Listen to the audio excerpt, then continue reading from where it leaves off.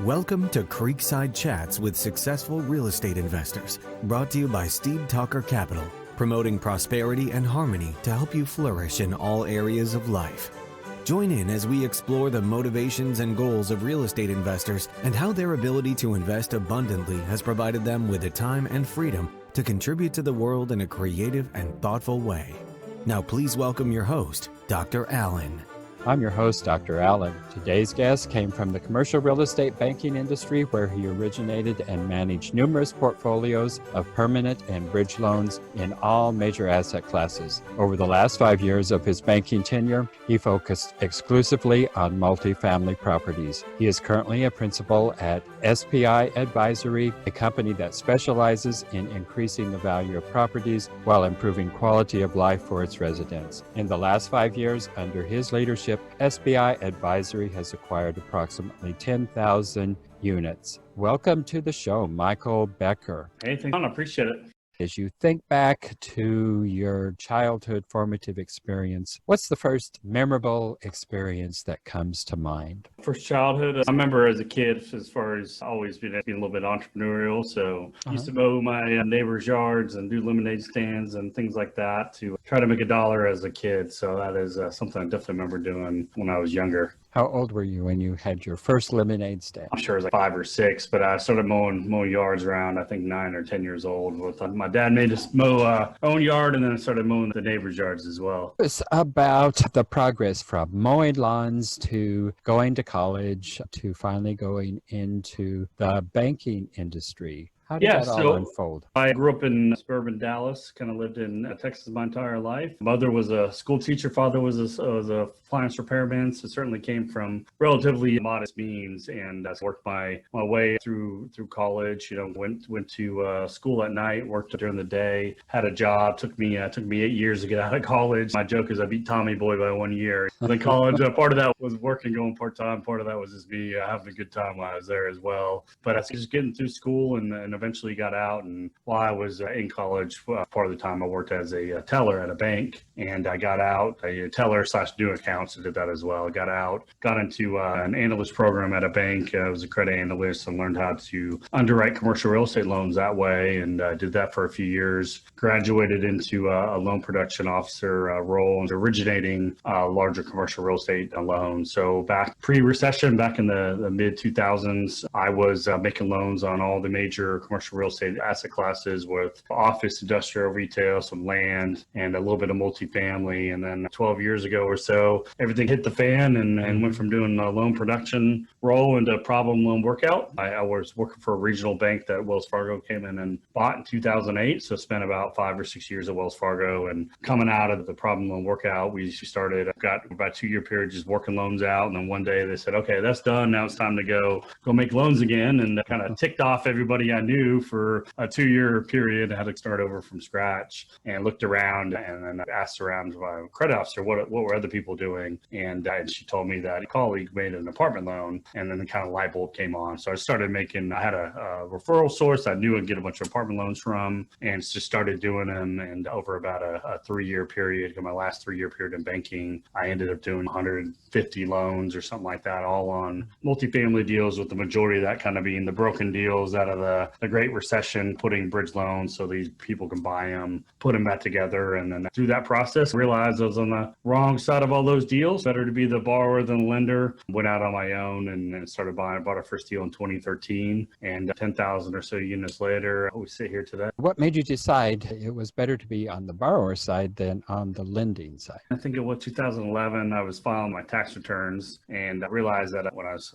filing my return, I couldn't even itemize. I didn't have any deductions. I was a reasonably high income earner, and I had to pay a high tax rate. Got upset. I was talking to my accountant. He said, there's nothing I can do for you. You don't own a business. You don't own real estate. So I decided to go out. And before I started doing apartments, I bought 16 rent houses, actually, I think starting in 2010 through about 2012, 2013. I just realized that wasn't very scalable. So then I just reflected back and looked at all my clients. Basically, was doing a loan a week on an apartment complex. While my clients were smart, intelligent people, they weren't any smarter than me. A lot of these guys didn't have as much cash as I had when I was working and making a good salary. So I just realized there was nothing special about them. The only thing that was different is they went out and took action and did something about it. And I wasn't. So I kind of decided just to make that transition from the smaller single family stuff into the larger scale apartment syndications. And it's been a heck of a good move for sure. I was talking to somebody yesterday who made the comment, we can't outperform our self-esteem. That sounds like the position that you were in. You had lots of background in underwriting, and yet other people who didn't have that experience were out there buying and selling apartment complexes. So what turned the light on and said, hey, I can do this too? There's probably an accumulation of several things, but I just remember specifically there's one instance where I was making a loan to two guys, and one of the guys was like literally a bus driver, and he made like 30 or 40 grand a year, and he didn't have hardly any money, and him and his buddy put together, and they were going to go out and buy like $1.5 million apartment building. I was going to make this guy $1 million plus loan, and I was just thinking, man, this bus driver could do it, like I can do it. There's nothing wrong with bus drivers, but this guy literally has no background, no experience, no money, had bad credit, the whole thing, and he figured a way to partner with another guy, raise some capital, get a management team, and I was going to give these guys $1 million plus loan, and that was really one of those things. And there was many stories that were similar to that along the way. But I remember that one specifically saying, I was like, what am I doing? If this guy could do it, I can do it. I need to go get out and get active. And I was in my mid 30s, and I just felt at the same time thinking about like my job, and I was successful and kept trying to be promoted. My bosses always wanted to promote me up, and I was just looking around the office thinking, one, if I take a promotion, I'm probably taking a pay cut because I'd lose some of my bonus I was making. And then two was like, look at my boss and my boss's boss and his boss. And then I just got depressed thinking that if that was going to be my life when I was in my mid 40s and mid 50s and mid 60s one day, I didn't want to do that. So it felt like a fork in the road that if I stayed any longer, every year I stayed, it was going to be that much harder to go out and try to make the move. And if I went out now, it was like, now was a good environment. Lending was coming back on. There's plenty of capital. The deals are still pretty cheap. And I was young enough and ambitious enough that I knew if I just go out and do it, I'd likely be successful. And if I failed, I could always go back and be a banker because I was a pretty good banker. So it was a catalyst that really pushed me forward back in 2013 to go out and do that. We'll talk about a little bit that transition period from being a bank employee to actually going out on your own. I'm sure there had to be some challenges, disappointment, setbacks. I'm sure there were a lot of fearful moments and moments of, is this really going to work? So talk to us about that transitional process there. Yeah, so for me, it was like a series of steps. So I started in 2010 or 2011 buying like little rent houses. So I do one at a time. I'd buy it, renovate it, refinance it, pull some of my money out and do the next deal. And so I was able to scale up, and I think I was getting $7,000-8,000 a month in cash flow off these houses at the time. So I had a decent little base. It was just, every time I did one, it was like a little job I bought myself on top of that's not just a little job. I've done those. Yeah, that's a big job. Plus two young kids and the whole thing. And then I started transitioning, and I met my now business partner several years prior to going and doing apartments. He was working for a broker out of Los Angeles that helped high net worth people in LA and Orange County buy apartments in Texas, and I made a loan to one of their clients. Mm-hmm. That's how we met, and just getting to know him a little bit, we decided that he was sick of making his boss rich, and I'm sick of making the bank rich, so it's kind of time to go do our own thing. So while I was still employed, we ended up doing 4 apartment deals together on the side, where I'd put a little bit of money in, they'd bring a large equity partner in, I'd serve the asset management role, the boots on the ground kind of role in Texas, and the money would be out of California. So we ended up doing 4 of those, got 800 units in about, it was like 6 or 7 months. So it was a pretty short time period, and really put myself on the map, because that was one of the biggest challenges was for really anybody when you're going from 0 to 1, it's pretty hard. I had a good reputation in town. Most of the people knew who I was. I was a banker, but I wasn't a principal of apartment deals. Mm-hmm. So it's one thing for you to work for someone else and doing deals, another thing to do deals on your own. Right. But fortunately, it doesn't take very much for the marketplace to change the perception of you. Once you do a deal, or certainly a handful of deals, it doesn't take long for the brokers to take you a lot more seriously than they did before. So that was important to me, that I wanted to get that scale and get some proof of concept before I went out on my own and gave up my paycheck. So I really had a plan that took me about a year to work through from kind of start to the time I actually executed the bank. And it was a pretty measured measured approach, and I started selling all my houses to generate some cash to do more and more deals. So that's basically was like a well thought out kind of measured plan. I know a lot of people are a little bit more impulsive than a typical banker would be, where they just go quit their job and go try to figure out. And that's not what I did. I was a little bit more slow and measured in the way I got out. That's obviously the smartest way to go about that. And it was a pretty rapid transition too. You did 800 units in 4, 5, 6 months, you said. So Yep. that's a pretty rapid transition there. But yeah, that's a smart way to go if you can do it. Like the bus driver, it would probably be challenging for him to do that because he just didn't have any reserves or anything but to go from. So he probably had to branch out there pretty quickly and take some big risks probably. Of course, there was other people's money. So, Right. How risky is it if it's not your own money? but there's a reputation and all that. And once you sally your reputation in this business, it's difficult to get it back. So tell us, you have been in the apartment buying industry for about 5 years and you now have 10,000 units. That's an accomplishment by anybody's standards. So tell us how you have changed personally, psychologically, emotionally, really within the last 5 years from going from an employee to having your own portfolio and living really off of the portfolio. Yeah, it's been 7 years now, which is just a complete mind shift. Sometimes it feels like it's been 10 minutes I've been on my own. Sometimes it feels like it's been 100 years. It's been so long in certain respects since I've been back. I know if I had to go back and go work at the bank again, I'd probably be depressed and really not enjoy it. I mean, nothing's free, right? I'm always there's a lot of weight and responsibility. Not only do we have a lot of thousands of units that I got to ultimately be responsible for the oversight of the management company or all the underlying tenants on our property. 10,000+ people live on properties that we own. So it's a lot of responsibility to make sure that they're having clean and affordable and safe housing to live to, and as low a crime as possible and all that stuff. And then this last year I did somewhere between 11 and 1,200 K1s. We have, I think, 700 some odd unique investors that actually giving us cash. So we got to service those people and make sure we're communicating and good stewards of their money and protecting the principal as well as returning some money along the way as well. Right. So it's a lot of responsibilities. On top of that, we owe hundreds and hundreds of millions of dollars in debt to banks on top of that. So there's just a lot of various stakeholders. So while that's a lot of responsibility, we've taken the last several years and really systematized the business and have team members and technology and processes and procedures in place that kind of handle a lot of the minutia in the day to day. So I don't really get a lot of that on my radar screen unless it's a pretty big issue at this point, because we have people that can handle a lot of that for us. And it's been beneficial because this last week I was in Texas. It gets hot in the summer. So last week we went up to the mountains of Colorado and spent some time over the 4th of July holiday. And it was great that I'm able to go up there with my family and spend some time. And we still had a bunch of transactions working on at home. I'd have to take a little bit of time here and there. And I can't really fully ever get away, but I can at least not be hot in Texas in the summer. And I can work from there, Hawaii, for a whole month if I wanted to. And the train won't go off the tracks too much if I'm not really in the day-to-day of the business. So it's great from the standpoint. It gives you a lot of flexibility and a lot of options to go do things and travel across the world. And of course, what I really like about the business is you can do well by doing good. So I can provide a much better, affordable place for these residents to live and have a high quality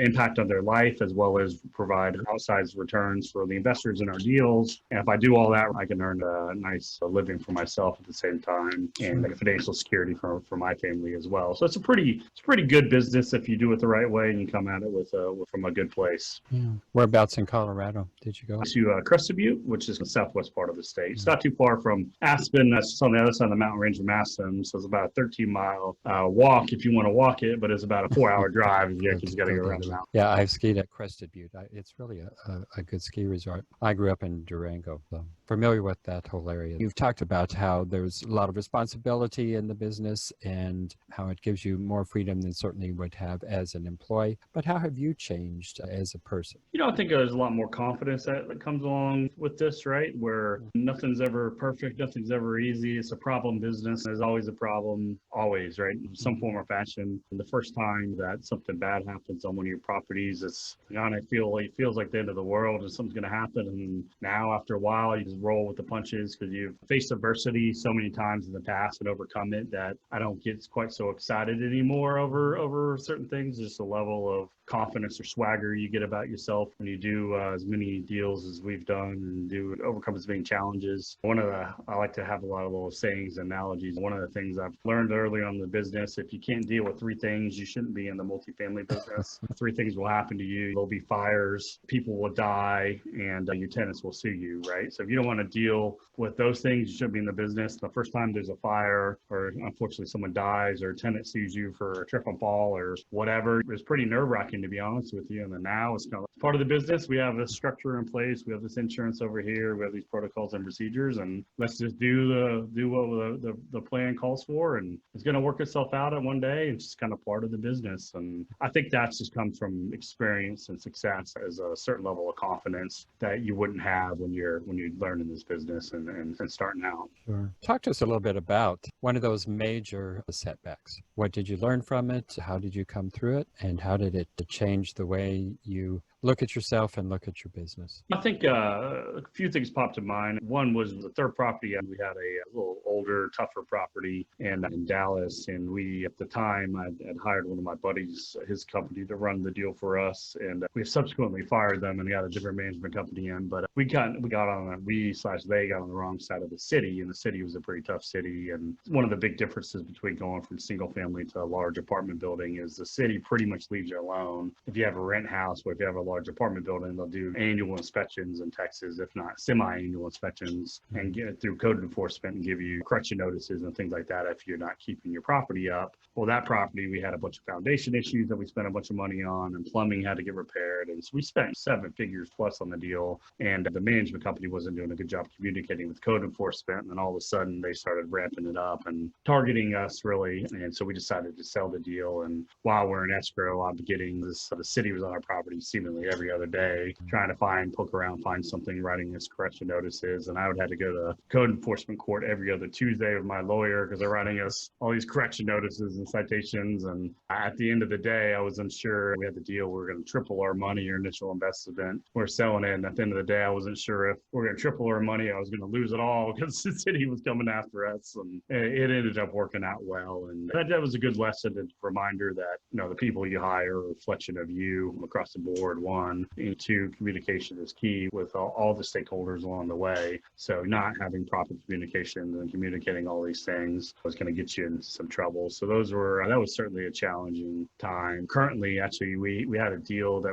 two-phase deal that we were in the process of selling. We were supposed to sell. It was in escrow on March 19th of this year, 2020, and COVID popped up, and on March 17th, the guy was going to buy it from us. His lender froze and couldn't close the deal. So that was pretty stressful. Right in the middle of all that, we were going to sell it, make a bunch of money, and it came up and jump up and bid us, and they had a bunch of non-refundable money up, and they put their heads in the sand, and it didn't work. So now I'm currently in the middle of a lawsuit trying to go get our earnest money out of the title company. So that's a new one for me as well. But at the end of the day, if this would have happened a few years ago, it would have been a little bit more nerve-wracking. Now it's just kind of part of the business, and you just hire your lawyer, you do what they say, and just their expense and their cost is just kind of part of the world that you have to live in when bad things happen, and there's contracts for a reason, and you just work through it. And so it really not too upset or frustrated about it, but I was still a little frustrating, but it's nothing you can really do, and you just follow the process and hire the professionals and do what they say. And if you do enough deals, you'll run across transactional challenges or operational challenges left and right. It's kind of part of being a business, I guess. It's part of doing the business. So where do you find your greatest purpose and meaning? I enjoy work, to be honest with you. I really do. What I do is a thrill for me. Have kids and try to be a good example and lead to them that we need to have good work ethic and go to work and treat people right and be able to be a person of your word. If you say you're going to do something, you need to do it and follow through. I think by being good, leading by example is probably the best way I go about it. So I do doing deals, and I like the thrill of kind of the beginning, middle, and end of a transaction. That was really probably the biggest thing that was the most personally challenging for me with this whole COVID situation we all went through. Took away a lot of my day-to-day purpose and doing deals, and everyone's went into hibernation for 3 months. And so I'm glad that we're back out doing transactions again and starting to try to make things happen, because that's really personally pretty satisfying for me. And if you were to ask me 4 months ago, I don't know if giving you that same answer, but sitting at home doing a whole lot of nothing wasn't really fulfilling for me. And so I really do get a lot of fulfillment out of doing deals and transactions. Before we go here, we're out of time here, but tell the viewers and listeners how it is that they can connect with you. Really, there's two ways. If you want to find out more information on me,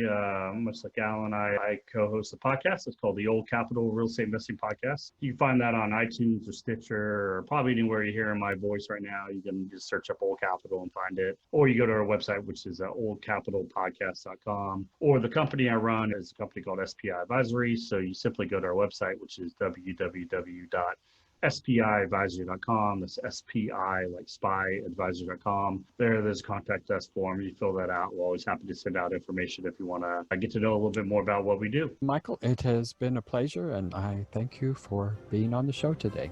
Thanks, Al.